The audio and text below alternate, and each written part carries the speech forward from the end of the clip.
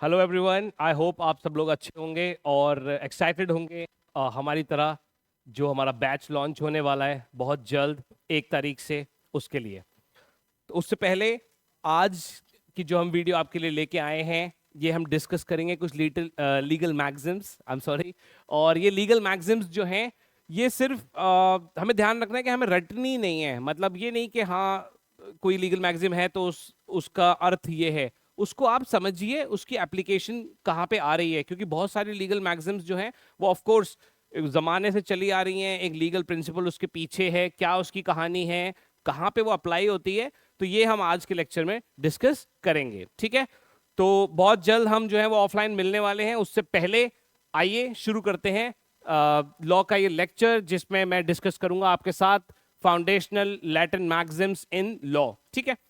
तो Latin maxims होंगी, foreign words भी होंगे, सारी चीजें हम आपसे डिस्कस करते चलेंगे। एंट्रेंस के लिए एलएलबी के, चाहे वो एएमयू हो, जामिया, डीयू, लखनऊ यूनिवर्सिटी या और भी कोई लॉ एंट्रेंस, ये पार्ट ऐसा है जो सब में आता है, ठीक है।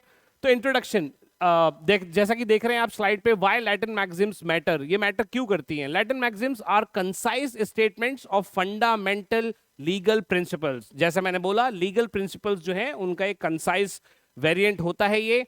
दे encapsulate centuries of legal wisdom, providing a common language and philosophical bedrock for legal systems worldwide. Understanding these maxims is crucial for legal students and professionals alike, offering insight into the historical evolution and logical underpinnings of jurisprudence. ठीक है, कहने का मतलब ये है कि जब आप ये लीगल मैगजिम्स को पढ़ते हैं, समझते हैं, ये वो लीगल प्रिंसिपल्स हैं जो कि चाहे वो कॉन्टिनेंटल यूरोपियन लॉ हो, रोमन लॉ हो, जो चला आ रहा है एक जमाने से, वो किस तरीके से अप्लाई होता है, चाहे वो आम जिंदगी हो या हमारी लीगल जर्नी जो रहेगी, ठीक है।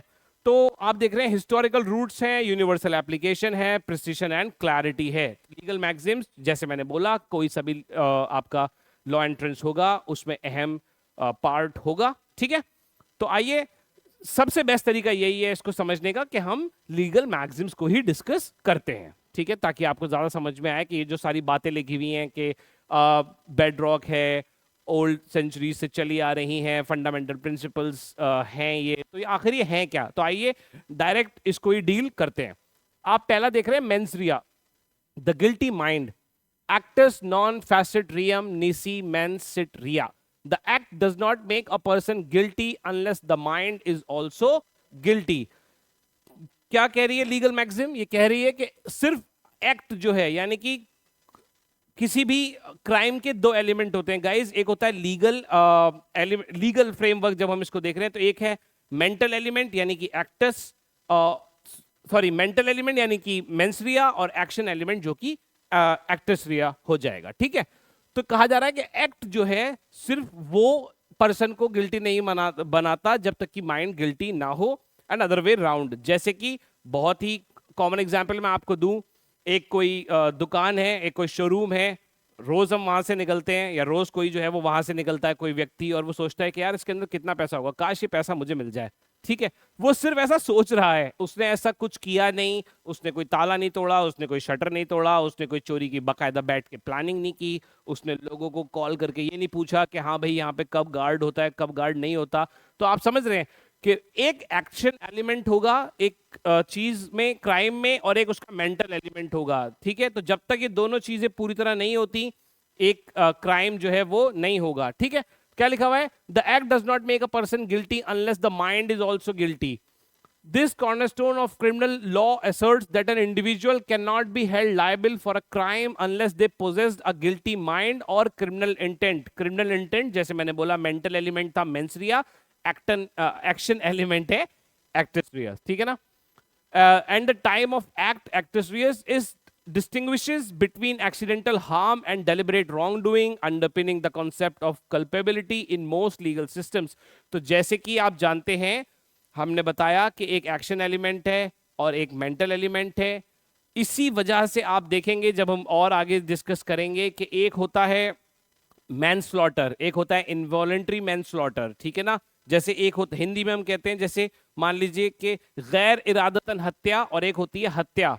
भाई एक बंदा है जिसने कि सामने सामने जान लेने की नीयत से गोली चलाई किसी के ऊपर और उसकी जान ले ली, तो आप देख रहे हैं यहाँ पे उसका मेंटल एलिमेंट क्या था, जान से मारने का मेंटल एलिमेंट है उसका, ठीक है। लेकिन वहीं पे दूसरी तरफ जब जैसे कि गाड़ी कोई सड़क पे चला रहा है, लेकिन कुछ ऐसा हो जाता है कि दूसरी गाड़ी उसके सामने एकदम से आ जाती है, या वो किसी चीज को बचाने के लिए एकदम से गाड़ी काटता है और उसकी गाड़ी किसी से टकरा जाती है और जिससे टकराती है उस व्यक्ति की जान चली जाती है। तो यहाँ पे आप देख रहे हैं कि मेंटल एलिमेंट उसका जान लेना नहीं है, ठीक है ना। लेकिन फिर भी गैर इरादतन हत्या का जो है वो मामला चल सकता है उसके अंदर। मान लीजिए क्यों, क्योंकि भाई हो सकता है कि वहां पे स्पीड लिमिट 50 की हो, लेकिन वहां पे वो गाड़ी चला रहा था 100 की। तो अब अगर उसको मालूम था कि 50 की लिमिट है और वो 100 की चला रहा है, या उसको नहीं भी मालूम है, उसको मालूम होना चाहिए कि क्या लिमिट है, तो कहीं ना कहीं फिर जो है वो कोशिश की जाएगी कि भाई एक क्रिमिनल इंटेंट जो है वो इसमें जोड़ा जाए कि गैर इरादतन हत्या का मामला बन सके, ठीक है। तो ये इसका प्रिंसिपल हो गया गाइज कि the act does not make a person guilty unless the mind is also guilty. ये मैंने आपको डिफरेंशिएट करना थोड़ा सा बताया है, सिखाया कि आपने किस तरीके से जाना कि किसकी इंटेंशन क्या है और किसकी इंटेंशन क्या नहीं है, इस पर भी निर्भर करता है कि मामला कैसे आगे चलेगा, ठीक है। अगला है procedural fairness, hearing all sides. देखो ये जो भी हम डिस्कस कर रहे हैं ये बहुत ही बेसिक और बहुत ही फंडामेंटल लीगल प्रिंसिपल्स हैं लॉ में। हियरिंग ऑल द साइड्स, इसका अर्थ क्या है? इसका अर्थ यह है कि दो पक्ष हैं ए और बी, ठीक है। मामला किसके बीच में है? ए और बी के बीच में। अब चाहे वो डाइवोर्स का मामला हो, चाहे वो प्रॉपर्टी का मामला हो, या किसी भी चीज का मामला हो, उसमें किसी भी एक व्यक्ति की बात सुनकर फैसला नहीं दिया जाएगा, क्योंकि ये प्रिंसिपल है, नेचुरल जस्टिस का प्रिंसिपल है कि आप दूसरे व्यक्ति को मौका देंगे कि वो अपनी बात रख सके, वो अपनी डिफेंस कर सके, ठीक है। आपने देखा होगा कि जहां पर भी एक लीगल फ्रेमवर्क होता है, वहां पर चाहे कोई कितना भी बड़ा अपराधी क्यों ना हो, अगर वो पकड़ा जाता है तो उसका एक वकील मुकर्रर किया जाता है, अगर वो खुद नहीं कर सकता, वरना लोग अपना वकील अमूमन खुद ही करते हैं, ठीक है। तो उसका वकील उसको दिया जाएगा, उसको पूरी चॉइस होगी कि वो अपने सपोर्ट में जो भी एविडेंस रखना चाहता है वो रखे, जो भी सबूत वो रखना चाहता है रखे, अपने आप को बचाने के लिए या अपनी पैरवी करने के लिए, ठीक है, अपने आप को ये प्रूफ करने के लिए कि उसने ऐसा नहीं किया। भले ही ओपन एंड शट केस हो, ओपन एंड शट केस कहते हैं जिसमें सामने सामने से पता हो कि भाई ये तो जो है वो बंदा गिल्टी है। जैसे मान लीजिए किसी वारदात की सीसीटीवी फुटेज आ जाए, तो अब उसमें सामने सामने दिख रहा है कि हाँ भाई इस व्यक्ति ने इस व्यक्ति के ऊपर गोली चलाई, या इस व्यक्ति ने जो है वो जेब काटी, सामने आ रहा है, वीडियो में आ रहा है ना। लेकिन उसके बावजूद भी उसको मौका दिया जाएगा कि वो अपना पक्ष रख सके, क्योंकि जब तक दोनों पक्षों को नहीं सुना जाता, जब तक दोनों साइड्स को नहीं सुना जाएगा, तब तक आप नेचुरल जस्टिस का फिनोमेना जो है वो कंप्लीट नहीं कर रहे। इसीलिए इसको कहा जा रहा है प्रोसीजरल फेयरनेस, ठीक है ना। ये फेयरनेस की डिमांड होती है कि सुना जाए। अब उससे रिलेटेड जो मैक्सिम्स हैं, आइए उसको डिस्कस करते हैं।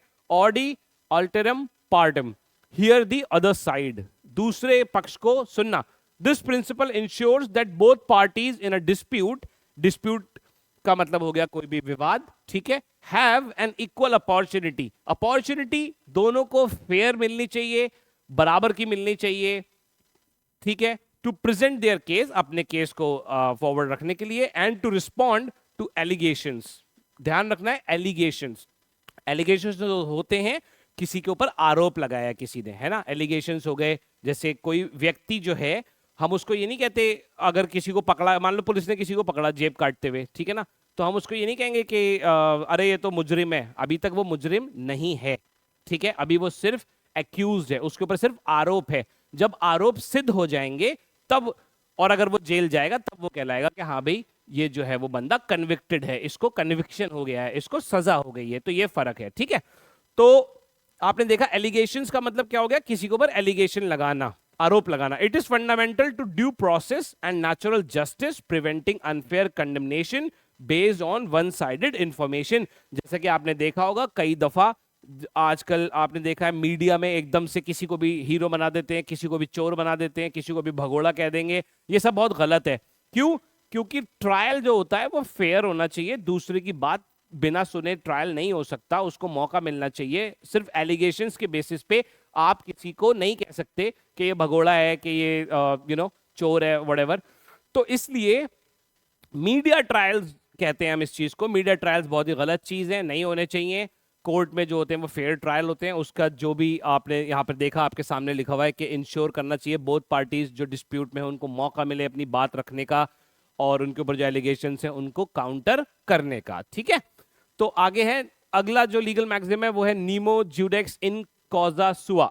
ठीक है, लैटिन है तो इसलिए प्रोनाउंसिएशंस पे बहुत ज्यादा आप, मैं चाहूंगा इनिशियली आप बहुत ज्यादा ध्यान ना दें, आप समझना शुरू कर दें, अर्थ इसका जो है वो समझना शुरू करें कि कहां पे अप्लाई हो रही है ये चीज। No one should be a जज इन हिज ओन केस। अब ये क्या है सर, ये बताते हैं आपको ये क्या है। No one should be a जज in his own case. For example, पुराने जमाने में मान लो कोई राजा है, राजा ने कोई चीज की, तो क्या आपको लगता है कि कोई एक आम आदमी जो है वो आके राजा से ही राजा की शिकायत कर सकता था कि राजा साहब आपने जो है वो ये गलत किया है ना, आपका दिल चाह रहा था पेड़ काटने का तो आपने मेरा ही पेड़ काट दिया, मेरे घर का पेड़, है ना। फॉर एग्जाम्पल कुछ भी हो सकता है। या कोई चीज पसंद आई तो जो है वो राजा साहब ने कह दिया कि हाँ भाई तुम्हारा घोड़ा बहुत बढ़िया है, ये तो मैं लेके जाऊंगा, मैं चलाऊंगा इसको। तो वो उस घोड़े के गुमने की या चोरी की कहाँ पे शिकायत लेके जाएगा, राजा के पास। तो आपको लगता है राजा अपने आप को कभी खुद दोषी करार देगा? नहीं, राइट। यही इसका सीधा सीधा अर्थ है कि अगर किसी व्यक्ति के ऊपर कोई आरोप है तो वो खुद बैठकर उसकी सुनवाई नहीं कर सकता, क्योंकि ऐसा तो कहीं नहीं देखा जाता कि बंदा खुद को ये कह दे कि हाँ भाई ठीक है मैंने चोरी करी थी और मेरे को 1 साल की सजा हो गई। ऐसा कहीं होता है? ऐसा नहीं होता है, इसीलिए ये लीगल प्रिंसिपल है। और इसीलिए तुम ध्यान रखना, कॉन्फ्लिक्ट ऑफ इंटरेस्ट जो होता है वो भी इसी के साथ जोड़ दिया जाता है कि यानी कि आपका अपना केस तो है ही जिसे आप नहीं सुन सकते, लेकिन अगर आपका कोई सगा भाई है, आपका कोई कजिन है, आपकी कोई वाइफ है, फादर है, कोई भी आपके फैमिली ट्री में फ्रेंड्स में है, तो भी ये देखा जाता है कि चाहे वो इंडियन कोर्ट्स हो, अमेरिकन कोर्ट्स हो, ब्रिटिश कोर्ट्स हो, वहां पर अगर ब्लड रिलेशन या कोई भी चीज निकल के आ रही है तो फिर कॉन्फ्लिक्ट ऑफ इंटरेस्ट जज का हो जाएगा, वो उस केस को नहीं सुन सकता। फॉर एग्जाम्पल, मान लीजिए कोई एक बहुत बड़ी कंपनी है, उस कंपनी के ऊपर कोई आरोप लगता है कि भाई इन्होंने अपने जो है वो कागजों में हेर फेर करी है या फिर इन्होंने कोई लोन लिया था, लोन नहीं चुकाया। वो केस जो है वो जाता है कोर्ट में। अब कोर्ट में जो जज है उसका हस्बैंड या उसकी वाइफ जो है वो उस कंपनी में ही काम करती है जिसके ऊपर ये केस आया है। तो क्या आपको लगता है कि फेयर ट्रायल की निगाह से अगर हम देखें तो उस जज को ये केस सुनना चाहिए?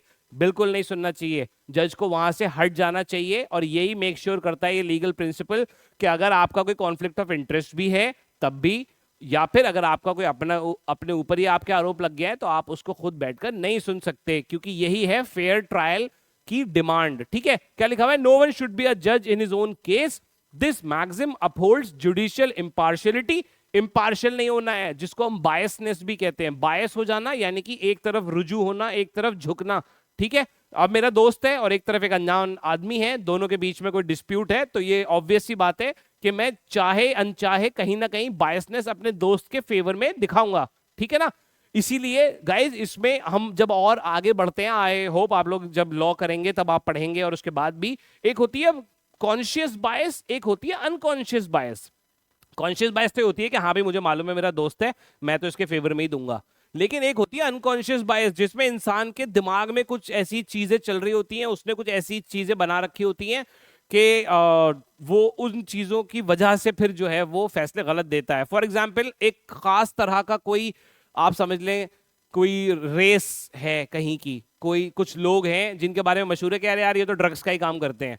अगर कोई बंदा पहले से ये अपने दिमाग में माने बैठा है कि अरे यार ये लोग तो करते ड्रग्स का काम है, और कल को वो जज बनेगा, तो कहीं ना कहीं एक अनकॉन्शियस बायस फिर दिखेगी जब वो देखेगा कि अच्छा इसके ऊपर आरोप है ड्रग्स का, हाँ यार ये तो ऐसे करते हैं। ऐसे नहीं होना चाहिए। ठीक है, तो इंपार्शियलिटी जो है वो डिमांड करती है, this maxim upholds judicial impartiality, it prevents conflicts of interest by ensuring that no person can act as a judge in a matter where they have a personal stake, जहां पर personal stake हो, thereby safeguarding the integrity and fairness of legal proceedings। भाई court अगर हिंदुस्तान की है या किसी भी और मुल्क की, चाहे वो यूएस की हो, यूके की हो, जहां पर बाकायदा एक लीगल प्रिंसिपल है, एक लीगल फ्रेमवर्क है, तो ही वो जस्टिस जो है वो दे सकती हैं। ये वो वाली कोर्ट्स नहीं है जिनको हम कहते हैं कंगारू कोर्ट्स। याद रखना, ये क्वेश्चन पहले आ चुका है कि कंगारू कोर्ट्स क्या होती हैं। कंगारू कोर्ट्स तो ये होती हैं कि किसी ने भी बिठा दिया किसी जज को और उसको बता दिया कि हाँ भाई ये फैसला कर दो।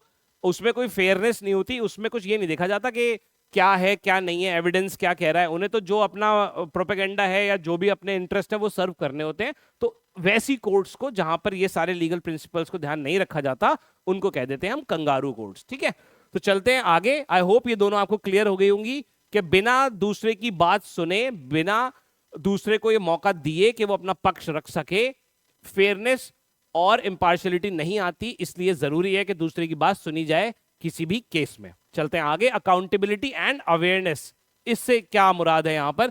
The law expect citizen to be aware of their legal obligations, placing the onus on individuals to inform themselves. Guys, आपको याद होगा अभी मैंने जो एग्जांपल दे रहा था कि एक लड़का जो है या लड़की जो है वो 50 माइल या 50 किलोमीटर पर आवर पे गाड़ी चला रहा है, और मान लो वहां पे लिमिट जो है वो 20 किलोमीटर पर आवर की है। तो फिर अगर उसको पुलिस रोकती है, ट्रैफिक पुलिस उसको रोकती है, उसका चालान आता है, तो वो ये नहीं कह सकता कि भाई मैंने तो कोई बोर्ड ही नहीं देखा, मुझे तो पता ही नहीं कि यहाँ पे इतने हल्के चलाना चाहिए। ये आपकी जिम्मेदारी है, ये हर व्यक्ति की जिम्मेदारी है कि उसको मालूम हो कि क्या कानून है। क्योंकि हो सकता है कि आपके मुल्क में किसी चीज को लेके लीनियंसी हो, लेकिन दूसरे मुल्क में लीनियंसी ना हो, तो आप वहां जाके ये नहीं कह सकते कि यार हमारे यहाँ तो ऐसा कोई क्राइम नहीं होता। फॉर एग्जाम्पल, कोई भारतीय है, गुटखा खाता है, नहीं खाना चाहिए, ठीक है, लेकिन वो सिंगापुर जा रहा है, अब उसने गुटखा खा के वहां पे पीक मारी, ठीक, पहली चीज तो इतना अनहाइजीनिक चीज है, ऐसी गलत बात है, नहीं होना चाहिए। लेकिन वहां पे उसको वो लग गया फिर 1000 सिंगापुरियन डॉलर्स का या जो भी करेंसी है फॉर एग्जांपल, उसका फाइन लग गया उसको बहुत मोटा। तो वो ये नहीं कह सकता यार हम तो इंडिया में चल मारते रहते हैं साइड में गाड़ी से निकल के, या हमने कूड़ा फेंक दिया, लिटरिंग जिसको बोलते हैं, वो करते रहते हैं, हमारे यहाँ तो फाइन नहीं लगता। तो लगना चाहिए अगर नहीं लगता है तो, राइट। तो ये बेसिकली कहने का मकसद यहां पर ये है इस एग्जाम्पल से कि आप ये नहीं कह सकते कि मुझे मालूम नहीं था कि ये लॉ है। आपको अपने आप को सचेत रखना है, अवेयर रखना है, ये लीगल प्रिंसिपल कह रहा है। Ignorantia juris non excusat, ignorance of the law is no excuse. Ignorance के भाई मुझे नहीं मालूम कि ऐसा कोई कानून है, ये एक्सक्यूज नहीं होता। अगला क्या है, नीचे लिखा हुआ है, this critical maxim highlights that claiming unfamiliarity with the law does not exempt one from legal consequences. जैसे कि मैंने आपको बताया कि यार हमें तो पता नहीं था कि यहाँ पे हम कूड़ा फेंक देंगे तो हमारे पर फाइन लग जाएगा, ठीक है। It ensures the enforceability of laws and prevents individual from evading, evading का मतलब होता है बचना, उससे इवेड कर जाना, भाग जाना या साइड हो जाना। रिस्पॉन्सिबिलिटी यानी कि रिस्पॉन्सिबिलिटी से इवेड नहीं हो सकते आप ये कह के। This principle is vital for maintaining order and justice in society. एक ऑर्डर रखना सोसाइटी में और जस्टिस सोसाइटी में रखना ये बहुत जरूरी है, जो कि ये लीगल प्रिंसिपल इंश्योर करता है कि वो रहे सोसाइटी के अंदर, ठीक है। चलते हैं आगे। अगला है guys, rights and remedies. The concept that legal rights are meaningless without a corresponding mechanism for their enforcement, ठीक है। इसका क्या अर्थ है मैं आपको समझाता हूं, उससे पहले हम नीचे पढ़ लेते हैं। उबी जुस इबी रेमेडियम, where there is a right there is a remedy.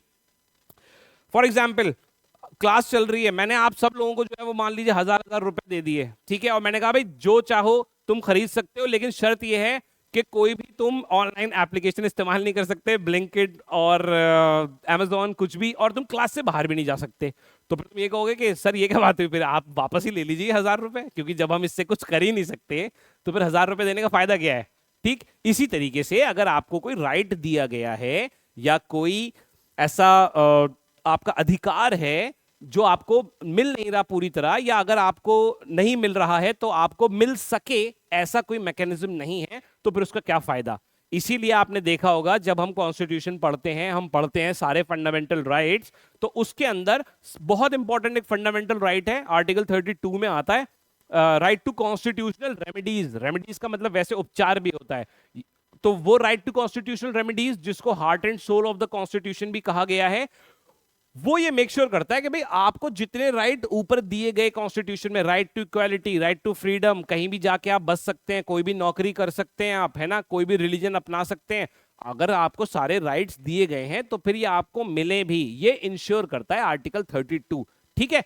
तो जहां पे कोई लीगल राइट अराइज होता है वहां पर उसकी रेमेडी भी होगी। फॉर एग्जाम्पल, आपने किसी के साथ कोई कॉन्ट्रैक्ट साइन किया, कोई एग्रीमेंट साइन किया घर का, कि हाँ भाई 1 अप्रैल से मैं इस घर में रहना शुरू करूंगा, किराया मैंने एडवांस दे दिया है, 11 महीने का कॉन्ट्रैक्ट है, उसके बाद जो है वो आपको घर का पोजेशन नहीं मिल रहा, तो आपको वो घर का पोजेशन जो है वो दिलवाया जाएगा। क्यों? क्योंकि ये आपका हक है, राइट। तो इसीलिए कहा गया है कि where there is a right there is a remedy.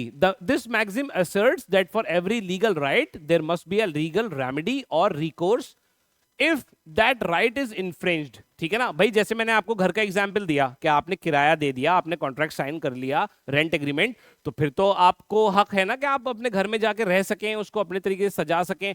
तो अगर आपको नहीं मिल रहा है तो फिर आप जो है वो उसकी कार्रवाई करेंगे उसका पोजीशन लेने की, कि भाई मैं इसका रेंट दे रहा हूं 1 तारीख से, तो मैं इसमें रहूंगा।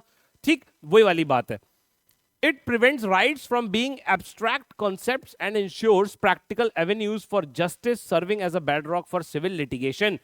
आपने कोई भूमि खरीदी, आपने कोई फ्लैट खरीदा, उसके बाद आप वहां पे जाके उसका पोजीशन लें, उसमें रहें, उसको एंजॉय करें। ये सारी चीजें जो मैकेनिज्म है, क्योंकि कोर्ट क्या कहेगी, कोर्ट कहेगी अच्छा आपकी है ये भूमि, ये घर आपका है, आपके आपके पास रजिस्ट्री है इसकी, आप कहेंगे हाँ साहब मेरे पास ये रजिस्ट्री है, मैंने रजिस्ट्री कराई है इसकी, ये मैंने इसके पैसे दिए हैं, वो पैसे जो है वो कंसिडरेशन मानी जाएगी। हाँ, और फ्लैट एक लीगल चीज है जिसको आप खरीद बेच सकते हैं भाई। या तो आपने कॉन्ट्रैक्ट कर लिया होता मान लीजिए ताजमहल का या कुतुब मीनार का, तो वो तो फिर लीगल कॉन्ट्रैक्ट नहीं होगा, क्योंकि वो चीज ही ऐसी है जो बेची नहीं जा सकती, है ना। तो ये लीगल प्रिंसिपल ये वाली बात कह रहा है कि जहां पे कोई लीगल राइट है और अगर वो इन्फ्रिंज हो रहा है तो उसको दिलवाने के लिए एक मैकेनिज्म जो है वो होता है। ठीक है, चलते हैं आगे। तो अभी मोटी मोटी बात निकली थी कॉन्ट्रैक्ट लॉ से रिलेटेड थी, हम आगे उसको डिस्कस करेंगे कि कोई भी कॉन्ट्रैक्ट कैसे होएगा या क्या बेसिक एलिमेंट होते हैं। तो वही वाली बात है, जैसे मैंने बोला फ्लैट अगर किसी का है और वो उसका मालिक है तो वो उसे बेच सकता है, लेकिन ये नहीं कि आप लाल किला या कुतुब मीनार का कॉन्ट्रैक्ट कर लेंगे या, ठीक है। कंसिडरेशन यहाँ पे मनी हो जाएगी, विदाउट कंसिडरेशन सिर्फ गिफ्ट होता है, अदरवाइज कंसिडरेशन तो होनी चाहिए हर चीज में, ठीक है। और चीज लीगल होनी चाहिए, पहली चीज। जो बेच रहा है वो उसका मालिक हो या कम से कम एजेंट हो जिसके पास ये पावर हो, जैसे हम आपने आम भाषा में सुना होगा कि पावर ऑफ अटॉर्नी दे देते हैं, है ना। तो जैसे मान लो मेरा घर है, मैंने अपने कजिन को, मैंने अपने किसी फ्रेंड को जो है वो पावर ऑफ अटॉर्नी दे दी कि भाई मैं तो भारत में हूं नहीं, तो मेरा यार ये घर बेच दो, मैं तुम्हें पावर ऑफ अटॉर्नी दे रहा हूँ। तो वो लीगल एक प्रिंसिपल है एजेंट और उसके बीच में जो चलेगा प्रिंसिपल, ठीक है ना। प्रिंसिपल और एजेंट की रिलेशनशिप जो हो जाएगी वो उससे चल सकता है। तो इस टाइप की चीजें होनी चाहिए एक कॉन्ट्रैक्ट में, उसको हम करेंगे डिस्कस गाइस आगे, है ना। चलते हैं आगे। Inferences and assumptions of risk sorry माफ कीजिएगा। रेस इस्पा loquitur, the thing speaks for itself. बहुत ही कॉमन, मैं आपको इसका एग्जांपल देता हूं। फॉर एग्जांपल एक डॉक्टर है, डॉक्टर जो है वो एक सर्जरी करता है, उसके बाद जो है वो ये देखा जाता है कि पेशेंट के पेट में जो है वो तौलिया मिली है या मान लो कोई सिजर मिला है, तो ये तो फिर स्पष्ट हो गया कि भाई ये जो है वो नेग्लिजेंस है कहीं ना कहीं डॉक्टर की, जो ये अंदर छूट गया ये मामला, है ना।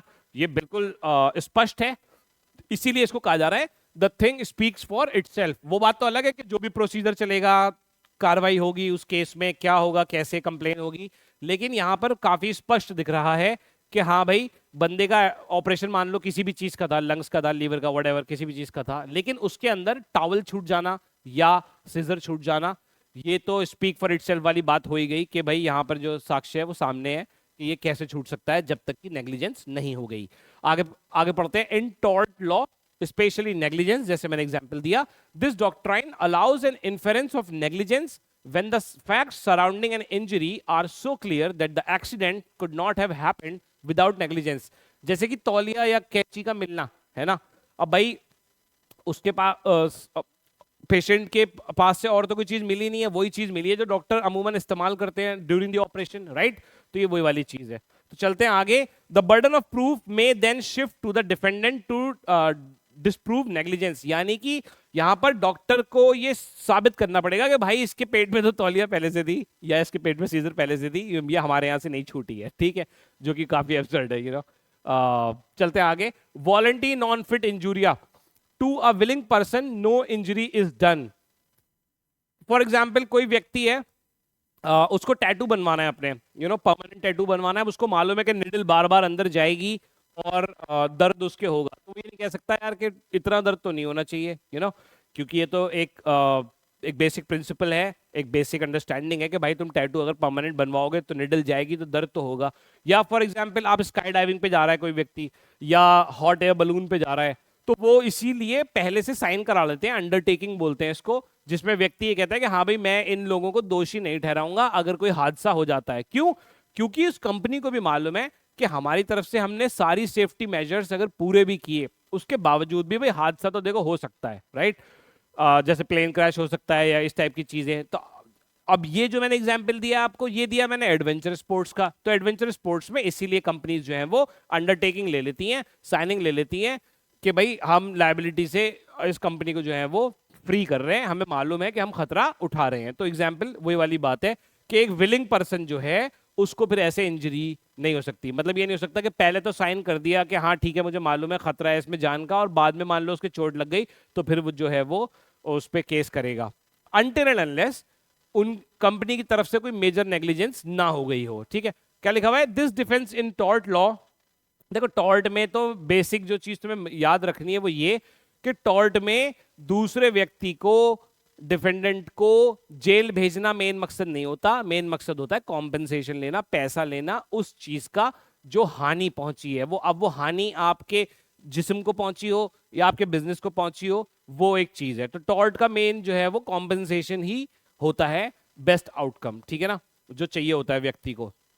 This defense in tort law states that if a person voluntarily exposes themselves to a known risk, they cannot later claim damages for injuries resulting from that risk. This applies where there is free and informed consent to the risk of harm. जैसे मैंने आपको examples दिए, चाहे वो sky diving का हो, hot air balloon का हो, एडवेंचर स्पोर्ट्स के मैंने आपको एग्जांपल दिए, या इनफैक्ट आपने देखा होगा कई दफा सर्जरी से पहले भी डॉक्टर्स जो है वो अंडरटेकिंग ले लेते हैं कि भाई तुम्हारे दिल का मामला है या तुम्हारे मस्तिष्क का मामला है, कोई ऐसा सेंसिटिव ऑपरेशन है जिसमें कि खतरा हो सकता है, तो फिर वो पहले से अंडरटेकिंग ले लेते हैं। ठीक है ना, एक्सक्लूजन ऑफ लायबिलिटी कहते हैं उसको उनके तरीके से। अगर आप देखें भाई मैं एक डॉक्टर हूं तो मैं क्या चाहूंगा, मैं चाहूंगा भाई एक्सक्लूजन ऑफ लायबिलिटी होना चाहिए, यानी कि मैं गारंटी नहीं लेता कि ये 100% सही होगा, मैं अपनी तरफ से पूरा सही करूंगा लेकिन फिर भी ऊंच नीच हो सकती है। तो ये था ये वाला लीगल प्रिंसिपल। चलते हैं आगे, principles of agency and legal hierarchy. Q facet per alium facet per se, he who acts through another does the act himself. This maxim establishes the principle of vicarious liability, particularly relevant in agency law. It means that an action performed by an agent on behalf of a principal is legally considered as if performed by the principal themselves, making the principal accountable. जैसे कि मैंने पहले example दिया था आपको कि मेरा घर है मान लीजिए अलीगढ़ में, मेरा फ्लैट है, मैं चाहता हूँ ये रेंट पे उठ जाए, लेकिन मैं भारत में नहीं रह रहा, मैं कहीं बाहर हूँ मान लीजिए, या मैं अलीगढ़ में नहीं हूँ, मैं किसी और सिटी में हूँ, मान लीजिए दिल्ली में हूँ, मैं नहीं आ पा रहा अलीगढ़। मैंने अपने दोस्त को जो है वो पावर ऑफ अटॉर्नी दे दी, मैंने उसको बोला भाई तुम इसको जो है किराए पे चढ़ा दो इस घर को, ठीक है ना। तो अब अगर मैंने उसको पावर ऑफ अटॉर्नी दे दी है, मेरे बिहाफ पे वो साइन कर रहा है, तो फिर वो यही माना जाएगा कि मैं ही उस चीज को जो हूँ वो एग्जीक्यूट कर रहा हूँ।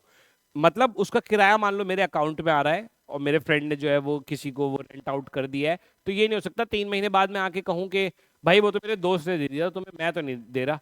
ठीक है, ऐसा नहीं हो सकता। वो तो फिर ये माना जाएगा कि आपने जब एक लीगली किसी बंदे को ये दायित्व दे रखा है, ये जिम्मेदारी दे रखी है, ये ड्यूटी दे रखी है, और उसके पास वो पावर वो कैपेसिटी है कि वो आपके बिहाफ पे कॉन्ट्रैक्ट कर सकता है, तो फिर वो वैलिड माना जाएगा। ठीक है चलते हैं आगे। Lex posterior derogate priori, later law repeals the earlier one. जो बाद के कानून होंगे, जो नए कानून होते हैं, वो पुराने कानूनों को बदल देते हैं। इसीलिए क्रिमिनल लॉ में कभी भी आपने देखा होगा कि ऐसा नहीं होता कि कानून जो है वो रेट्रोस्पेक्टिव लागू हो जाए। मतलब ऐसा हो जाए कि साहब कि फॉर एग्जाम्पल के कानून 2025 में ये आ रहा है कि 1990 में जो है जिसने गाड़ी चलाई थी वो एक क्रिमिनल ऑफेंस था। ऐसा हो सकता है? ऐसा नहीं हो सकता। हाँ ये हो सकता है सॉरी, जैसा आपने देखा दिल्ली में जो मामला है दिल्ली एनसीआर का, कि जिस गाड़ी के 15 साल पूरे हो जाएंगे वो फिर रोड फिट नहीं रहेगी। तो आप देख रहे हैं फ्यूचर को लेके इसमें लाया जा रहा है, ना कि रेट्रोस्पेक्टिव यानी कि बैक डेट में जाके कानून को बनाया जा रहा है। और इसीलिए एक होता है गुड लॉ, एक होता है बैड लॉ। गुड लॉ वो हो जाता है जो नया कानून आता है वो फिर गुड लॉ हो जाता है, और जिस पुराने कानून को वो बदल देता है वो कानून फिर बैड लॉ हो जाता है। ठीक है, तो ये है गुड लॉ और बैड लॉ का कॉन्सेप्ट, और ये वो कॉन्सेप्ट है जो बता रहा है कि जो नए कानून होते हैं वो रिपील कर देते हैं पुराने वाले को। ठीक है, तो ये था इसका अर्थ, जिसमें कि आगे आप देख रहे हैं नीचे लिखा हुआ है this rule of statutory interpretation. Statutory interpretation होता है मतलब स्टैच्यूट, कानून, इंटरप्रिटेशन यानी कि उसका अर्थ, ठीक है, क्या उसका मतलब निकाला जा रहा है। This rule of statutory interpretation dictates that when two law conflict, जब दो कानून आपस में टकराते हैं, the more recently enacted law, जो कि इनेक्ट रिसेंटली होता है, वो प्रेसिडेंस यानी कि ऊपर आता है, वो तरजीह लेता है, वो सर्वाइव करता है ओवर द ओल्डर वन, पुराने कानून के ऊपर। It ensures that legislative intent remains current. भाई कानून बदल रहा है, क्यों बदल रहा है? क्योंकि सोसाइटी बदल रही है। 1980 में इंटरनेट को लेके ऐसे लॉज नहीं थे जो आज हैं, ठीक है, ये इसका अर्थ है। It ensures that legislative intent remains current and avoids ambiguity when legal text appears contradictory, जहां पर दो लीगल टेक्स्ट कॉन्ट्राडिक्टरी दिखे एक दूसरे से, जहां पर एक एम्बिग्विटी यानी कि एक असमंजस हो कि यार इसमें से सही कौन सा है, इसमें भी ये लिखा हुआ है, इसमें भी ये लिखा हुआ है, तो उसमें आप ये देखेंगे कि नया कानून कौन सा है। और ध्यान रखना, सुप्रीम कोर्ट के जो केसेस होते हैं, मान लो किसी ने सिंगल बेंच, कोई जज है जिसने आज फैसला दिया, उसका फैसला अगर कल को पलटा जाएगा तो आप देखेंगे कि दो जजेस की बेंच बैठेगी, स्मॉल डिवीजन, वो उसको बदलेगी। अगर 3 जजेस ने कोई फैसला दिया है तो फिर उसको बदलने के लिए कॉन्स्टिट्यूशनल बेंच आएगी, 5 जजेस या उससे ज्यादा आएंगे, तब फिर उसका जो है वो उसको रिपील किया जाएगा। तो गुड लॉ बैड लॉ आप लोग समझ गए। गुड लॉ जो आज का करंट कानून है, बैड लॉ वो हो गया जो पुराना कानून था, जिसको कि अब हम दरकिनार कर रहे हैं, जिसको नहीं माना जा रहा। अगला है the unyielding pursuit of justice. This powerful maxim embodies the spirit of unwavering commitment to justice even in the face of extreme adversity. Fiat justitia या justitia ruat caelum. Let justice be done though the heavens fall. कहने का मतलब ये है, बहुत ही dramatic line है, लेकिन simple सा अर्थ ये है कि जस्टिस सर्व होना चाहिए, चाहे आसमान फट जाए या कोई भी कीमत हो, कितना भी एक्सट्रीम हो। फॉर एग्जाम्पल, कोई मिनिस्टर हो, कोई अधिकारी हो, कुछ भी हो, उसके ऊपर भी सेम तरीके से वही कानून लगना चाहिए, वही आउटकम आना चाहिए जो किसी एक आम इंसान पे आता है, जिसको हम कहते हैं कि कानून सबके लिए एक जैसा है। रूल ऑफ लॉ जो है वो कॉन्सेप्ट है इस मैगजिम के पीछे। तो आप देख रहे हैं, अगर जस्टिस ऐसा है कि राजा के लिए वो अपराध नहीं है जो एक आम आदमी के लिए अपराध है, तो वो कानून ही फिर गलत है, ठीक है ना, वो सही नहीं है। This profound maxim signifies an absolute commitment to justice, suggesting that fairness and righteousness must prevail regardless of the consequences or opposition. It underscores the judiciary's duty to administer justice without fear or favor. यही फर्क होता है democracy में और dictatorship में। कई दफा देखा जाता है कि डिक्टेटर्स अपने को आम लोगों की तरह दिखाने के लिए एक अपने ऊपर केस भी अगर चल रहा होगा तो पहले उसको चलवाएंगे, लेकिन फिर अपने आप को बरी करवा लेंगे उसमें, ठीक है। लेकिन वहीं जहां पर लीगल कोर्ट्स हैं, एक प्रिंसिपल बना हुआ है, वहां पर कानून जो है वो सबके लिए फिर एक जैसा चलेगा, चाहे वो नेता हो या अभिनेता, ठीक है। तो ये था इसका अर्थ। आते हैं इसके एंड में, जो कि है conclusion, enduring legacy. These Latin maxims are more than mere phrases. जैसे कि आपने देखा कि सिर्फ जो है कुछ चंद लफ्ज नहीं है, ये एक अपने आप में काफी ज्यादा एक लीगल रीजनिंग लिए हुए, एक उनकी एक एप्लीकेशन है जो मैंने आपको बताई, जो कि रोजमर्रा की जिंदगी में भी आप देख रहे हैं कि लगती है, ठीक है। They remind us of the timeless values embedded in law, fairness, accountability and the relentless pursuit of truth. एक relentless pursuit, एक सच्चाई की तरफ उसको पाने की। Integrating these principles ensures a robust and equitable legal practice. तो अभी ये हमने डिस्कस किया है गाइस। आई होप आप लोगों को अच्छा लगा होगा, मजा आया होगा ये सारे लीगल प्रिंसिपल्स को, और ये फनी जो मैंने आपको एग्जांपल्स दिए हैं उनसे आपकी अंडरस्टैंडिंग और बेहतर होगी इन लीगल मैगजिम्स की एप्लीकेशन को लेके। तो इसी तरह जुड़े रहिए हमारे साथ, और बहुत जल्दी हमारा बैच लॉन्च होने वाला है, उसको ज्वाइन करिए। और जुड़ने के लिए थैंक यू सो मच। मिलते हैं जल्दी नेक्स्ट लेक्चर में।